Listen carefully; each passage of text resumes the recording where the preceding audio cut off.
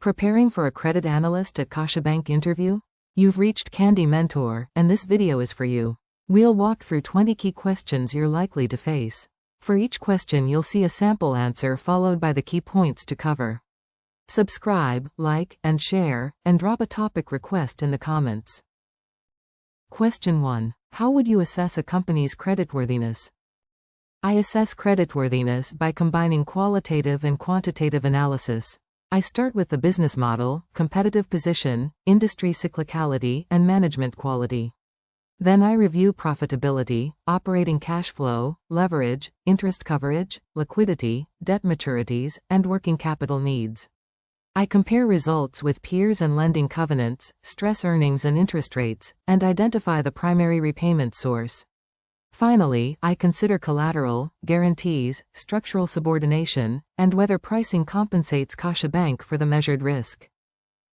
While answering, focus on business risk, financial strength, cash flow generation, leverage, liquidity, management quality, industry conditions, collateral, repayment capacity, and downside scenarios rather than relying on a single ratio.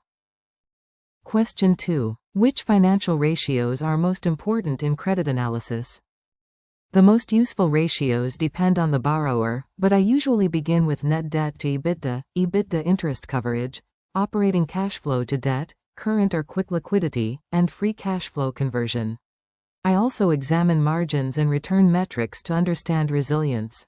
For asset-heavy companies, debt service coverage and loan-to-value may matter more. I interpret ratios across several years, against peers and covenants, because a single period can be distorted by acquisitions, seasonality, or exceptional items. Make sure to cover leverage, coverage, liquidity, profitability, and cash conversion ratios, explaining how their relevance changes by sector, business model, accounting policy, and the specific debt structure being analyzed. Question 3. How do you distinguish cash flow from accounting profit? Accounting profit includes revenue and expenses when recognized, while cash flow measures actual cash received and paid. A company can report strong earnings but consume cash through rising receivables, inventory, or capital expenditure. I reconcile EBITDA to operating cash flow, then subtract maintenance capital expenditure, cash taxes, and interest to estimate free cash flow.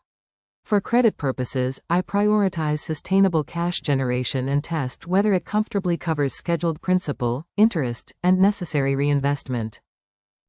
In your answer, talk about accrual accounting, non-cash charges, working capital movements, capital expenditure, taxes, and why recurring free cash flow is more relevant than reported earnings for debt repayment. Question 4. What would you look for in a company's income statement, balance sheet, and cash flow statement? On the income statement, I examine revenue quality, margins, one-off items, and operating leverage. The balance sheet shows liquidity, leverage, asset quality, working capital intensity, debt maturities, and off-balance sheet exposures. In the cash flow statement, I test whether earnings convert into operating cash flow and whether free cash flow remains positive after investment. I then connect the statements. For example, rising sales should not be accepted uncritically if receivables grow faster and cash conversion deteriorates. Be sure to mention trend analysis, earnings quality, asset and liability composition, liquidity, debt maturity structure, working capital, cash conversion, capital expenditure, and links between the three financial statements. Question 5. How would you analyze a borrower's ability to service debt?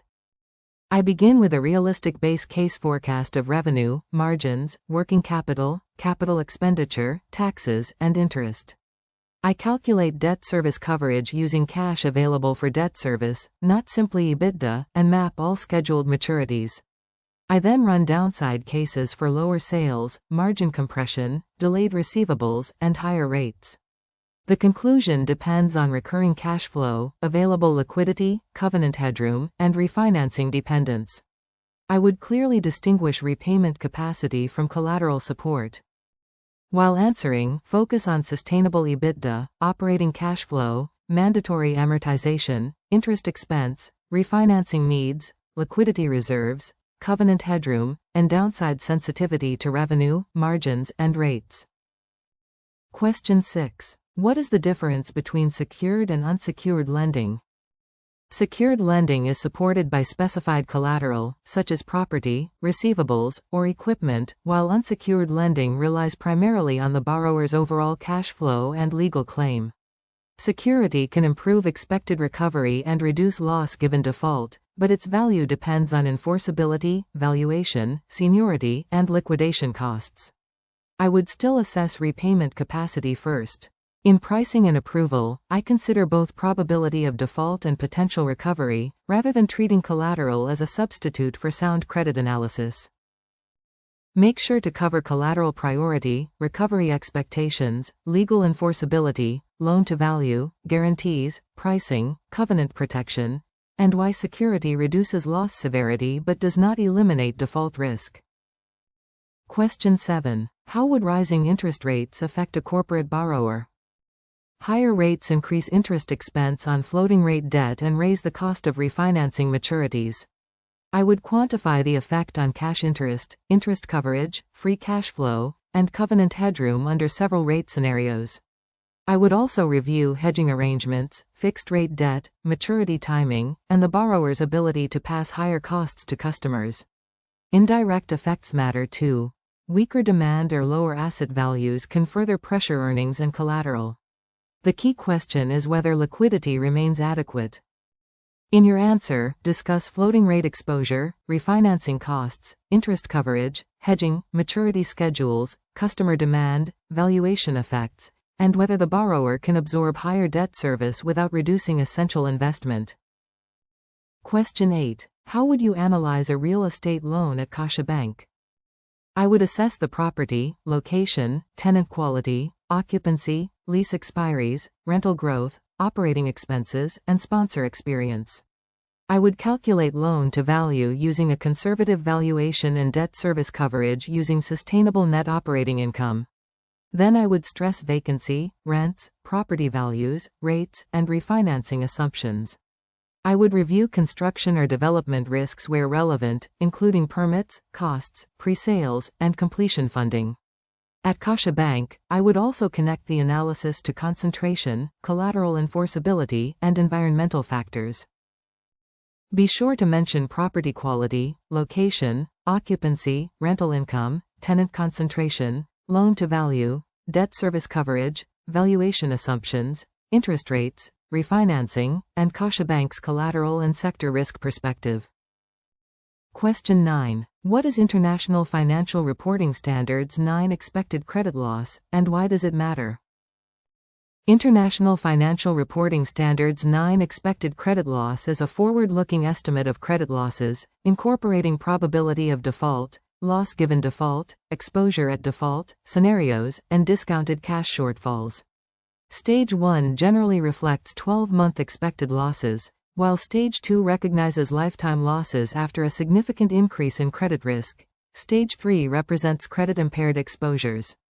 It matters because provisions respond before default and can affect earnings, capital, pricing, monitoring, and lending decisions. I would scrutinize assumptions, overlays, and scenario sensitivity. While answering, focus on probability-weighted expected losses, forward-looking information, staging, probability of default, loss given default, exposure at default, and how credit deterioration affects provisions and capital. Question 10. What are the main warning signs that a borrower may default? Warning signs include declining sales or margins, negative operating cash flow, rising leverage, shrinking interest coverage, overdue trade payables, delayed financial reporting, covenant pressure, and frequent requests for waivers. I would also investigate management turnover, aggressive revenue recognition, customer concentration, lost contracts, litigation, and dependence on short-term refinancing. External indicators such as sector weakness, higher rates, or falling collateral values matter as well. Early action is essential. Update forecasts, increase monitoring, and engage the borrower before liquidity becomes critical. In your answer, talk about weakening cash flow, delayed payments, covenant breaches, leverage increases, margin pressure, management changes, aggressive accounting, liquidity stress, and adverse industry or macroeconomic developments. Question 11. How would you stress test a credit recommendation? I would build a base case and several downside cases rather than applying one arbitrary haircut. Typical stresses include lower revenue, margin compression, slower collections, higher rates, weaker exchange rates, delayed projects, and reduced collateral values. I would measure impacts on EBITDA, free cash flow, leverage, interest coverage, liquidity, and covenant headroom. I would then assess realistic mitigants, such as cost reductions or asset sales, without giving them full credit unless management has demonstrated execution capability. Make sure to cover downside assumptions, scenario design, revenue and margin sensitivity, interest rates, working capital, collateral values, liquidity runway, covenant headroom, and management actions that could mitigate stress. Question 12. How do covenants protect a lender? Covenants preserve lender protection by limiting actions that could weaken repayment capacity and by creating early warning triggers. Maintenance covenants might require maximum leverage or minimum interest coverage, while incurrence covenants restrict additional debt, acquisitions, dividends, or asset disposals when conditions are met. I would review definitions carefully, including EBITDA adjustments and cure rights, because they can materially change protection. A breach does not automatically mean default, but it should prompt investigation, dialogue, and reassessment of risk. Be sure to mention maintenance and incurrence covenants, leverage and coverage tests, reporting requirements, restricted payments, additional debt, cure rights, waivers, and how covenants provide early warning rather than guaranteeing repayment. Question 13. How would you price a loan for credit risk? I would start with expected loss, calculated from probability of default and loss given default, then add funding costs, capital usage, liquidity costs, operating expenses, and a return requirement. I would adjust for tenor, amortization, collateral, guarantees, covenants, concentration, and market liquidity. Fees and commitment economics also matter. A competitive price is not necessarily an adequate price if downside risk is underestimated. My objective would be a risk-adjusted return consistent with CaixaBank's credit appetite and the borrower's actual repayment profile. In your answer, discuss probability of default, loss given default, funding costs, capital consumption, operating expenses, liquidity, collateral, tenor, competition, fees, and risk-adjusted return rather than headline interest margin alone. Question 14. What would you include in a credit committee memorandum? My memorandum would clearly state the request, amount, tenor, purpose, structure, proposed pricing, and recommendation upfront. It would describe ownership, management, business model, industry, financial performance, leverage, liquidity, cash flow forecasts, and repayment sources. I would explain key risks, stress results, collateral, guarantees, covenants, documentation issues, and mitigants. I would distinguish facts from assumptions and highlight open questions. The committee should understand not only why the facility works in the base case, but how it behaves under stress. While answering, focus on the transaction request, borrower profile, ownership, purpose, financial analysis, repayment sources, structure, risks, mitigants, collateral, covenants, rating, pricing, and a clear recommendation. Question 15. How would you handle incomplete or unreliable financial information from a borrower? I would first identify exactly which information is missing or inconsistent and reconcile management accounts to audited statements, bank data, tax filings, or other reliable sources where available. I would question unusual movements and document every assumption. If uncertainty remains, I would use conservative estimates, reduce reliance on unsupported adjustments, and consider stronger reporting requirements or structural protections. I would escalate material gaps to senior reviewers rather than presenting false precision. A credit decision should reflect both financial risk and information risk. Make sure to cover data validation, reconciliation, management questions, alternative sources, conservative assumptions, audit quality, information covenants, documentation, and escalation when uncertainty could change the credit decision. Question 16. How do ESG and climate risks affect credit analysis? I treat ESG as a financial risk lens, not a separate checklist. For a carbon-intensive borrower, transition regulation, energy prices, technology requirements, and customer preferences may affect margins, capital expenditure, and asset values. Physical risks can disrupt operations, supply chains, insurance, or collateral. I also assess governance, controversies, and data quality. The analysis should test management's transition plan, funding needs, and execution credibility.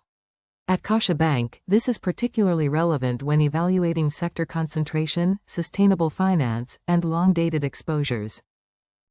In your answer, discuss transition and physical risks, sector exposure, regulation, energy costs, asset obsolescence, insurance, governance, disclosure quality, financing plans, and their effects on cash flow and collateral. Question 17. How would you compare two borrowers competing for the same loan? I would compare both borrowers on risk-adjusted economics, not simply revenue size or headline margin. I would examine business resilience, competitive position, recurring cash flow, leverage, interest coverage, liquidity, maturity profile, management quality, collateral, covenants, and expected recovery. I would stress both using comparable assumptions and assess concentration or correlation with CaixaBank's existing portfolio. The stronger borrower is the one offering the best combination of repayment certainty and return after expected loss, capital usage, documentation, and downside risk.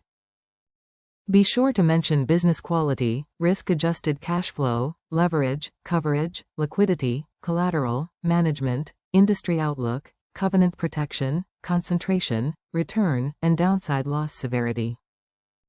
Question 18. What is the difference between probability of default and loss given default?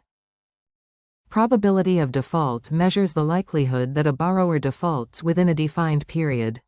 Loss given default measures the percentage exposure expected to be lost after considering recoveries, collateral, guarantees, seniority, and workout costs.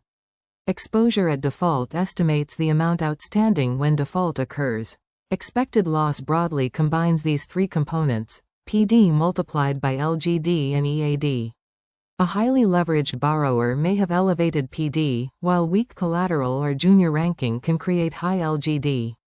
Both dimensions influence pricing, provisioning, and limits. While answering, distinguish default likelihood from loss severity, explain exposure at default, recovery value, collateral, seniority, guarantees, and why expected loss combines these components for portfolio decisions. Question 19. Describe a time you challenged an initial credit conclusion. In a university case project, the initial recommendation favored a borrower because EBITDA growth appeared strong. I challenged the conclusion after noticing receivables were rising much faster than sales and cash conversion had weakened. I rebuilt the forecast using slower collections and higher working capital needs, which materially reduced free cash flow and covenant headroom. I presented the evidence constructively, and the team changed the recommendation to require tighter covenants and additional liquidity. That experience reinforced the value of questioning attractive headline metrics. In your answer, use a concise star structure, explain the evidence that changed your view, show respectful challenge, quantify the impact, and demonstrate judgment, collaboration, and commitment to sound risk decisions. Question 20. Why do you want to join CaixaBank as a credit analyst?